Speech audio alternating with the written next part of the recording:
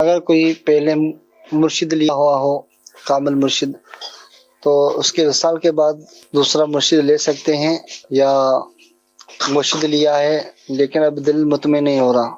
تو دوسرا مرشد کامل لے سکتے ہیں کہ نہیں؟ اللہ پاک آپ کو خوش رکھے، سلامت رکھے۔ وہ اعلیٰ حضرت رحمۃ اللہ علیہ اس طرح فرماتے ہیں کہ جس طرح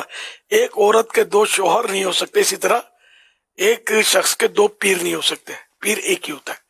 اب آپ کہتے ہیں مرشد کامل ہے، تو اب کامل پیر ہے، واقعی جامع شرائط ہے، تو انتقال کے بعد بھی اس کا فیض تو ختم نہیں ہوتا، فیض تو جاری رہتا ہے، نہ بیعت بھی نہیں ٹوٹتی، تو مرید تو اسی کا رہے گا۔ اب اگر کسی کی صحبت اختیار کرنا چاہتا ہے، اس سے فیوز و برکات لینا چاہتا ہے، تو اس کے لیے طلب بیعت کی جاتی ہے، بیعت برکت کہلاتی ہے، وہ طلب بیعت بھی کہتے ہیں۔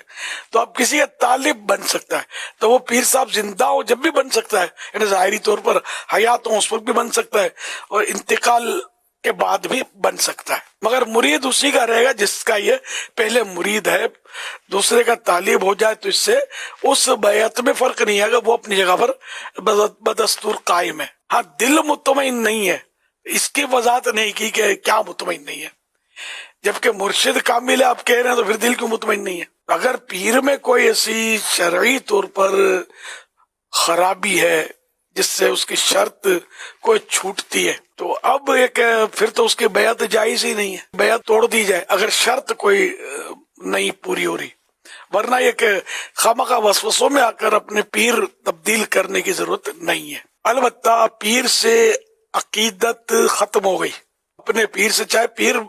با شرائط ہو، جامع شرائط ہو، کمپلیٹ ہو، کامل ہو، لیکن اس کی عقیدت دل سے نکل گئی مرید کے، تو اب یہ خود بخود بیعت ٹوٹ جائے گی، اب وہ دوسروں کا مرید ہو سکتا ہے۔ اسی طرح کوئی جامع شرائط پیر کا مرید ہو اور اپنے پیر کی گستاخی کر دے، تو پیر کی گستاخی کرنے سے بھی اس کی بیعت ٹوٹ جائے گی۔